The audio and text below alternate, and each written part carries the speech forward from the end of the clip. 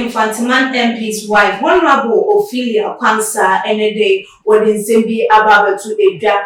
which you more as said, or very rejecting any of the beer because Waba Ababa take a yellow crown, or Baba blue, no creno and cassa. Now I was for no crab bang and a walk a year and one answer more with the children with Chima. Say Christo ni a dear and no crack and answer no crowd, person who was a zisu, a piano, a natural kunkuno, as so. Now and no no crack and a day, Wababa Bugu a day a free.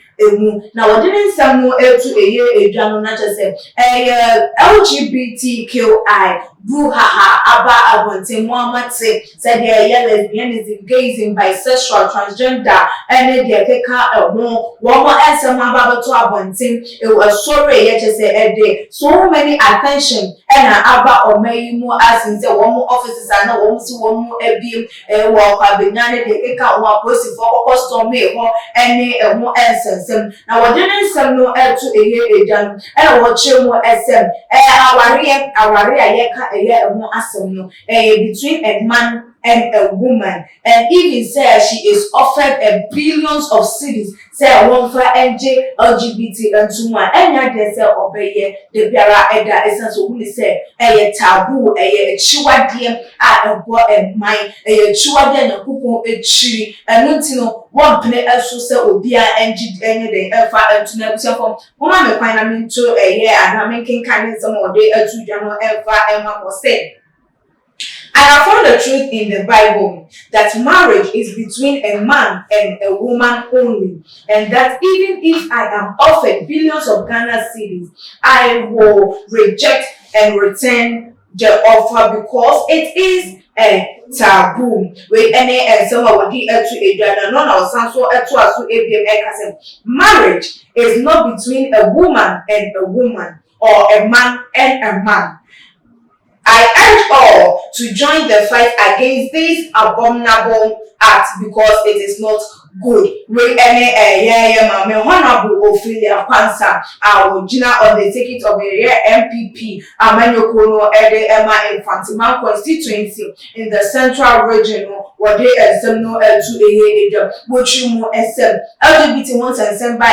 all those who are kind of no up to more Kasai and so idea or best man for any one more can be a year. Say acting and your idea is said now a fata and your idea to say now go any so a idea in a couple a tree and not any course so Sodom and Gomorrah and until what do jack a she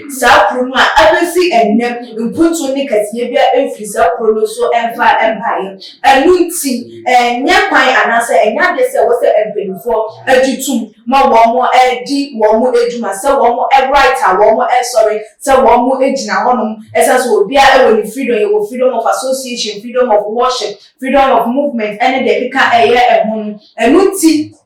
one entity na sa fa hu dia ye wono so se wo fa hu di si e kwa sori bia ye pe e wo fa hu di si e nante e wo fa hu di si ye bibia eluti no wono so ebe pre wo mo e fa hu di because Bible na ankasa no ye no kura e wo mu ne enyoma e wo mu Yakobon bo Adam no wa mbo ne yonko Adam amfa anka no hu se wo ne no entina ne mo bo wo ba mu e ne ka no na no kra ko chese na mitiri mu pono ohu ne se oba e ne be ma e ne wo se wonye de wontina ne mu menye oba and woba and abema and bema and no empty what then I'm not to examine as we chose them even say oh yeah Ghana ni and as well no person say of billions of Ghana cedis company and you Quansah who say anyone which you and as we just can because or no who says can I bring out and I say or virgin and agent will be returning the back so who said a chua dia a boy and mine and I say a chua then Yakobon MP now I didn't say way to a general donor eka said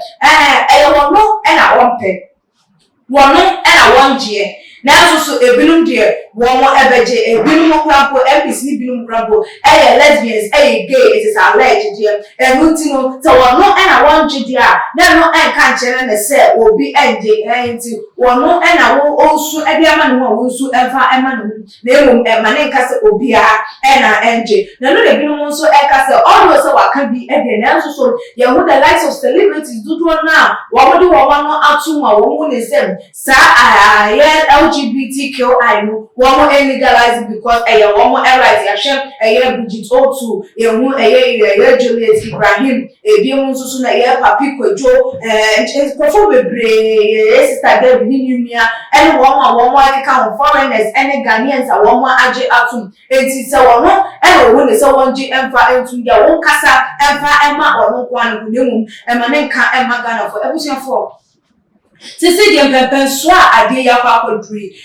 efa ebinu si yenjintum efa binu nso ekasa eni kwase ma ya jutumi Osha, adewe, started here, no, lesbianism, started what Adam and Eve breast or and so do Mongomora breast when started here. ABC and then, next time you go to a year, Uji, so queen, you bet me up on a year pa a day, you bet me in Kunim, LGBTQIA as well, and now say, let's me in G and Kunim L so. What did you offer and say you want to father to jam, or too much age or comment section, a few months like your videos no share or also social media platform as so. If it's capa and that's an episode, share every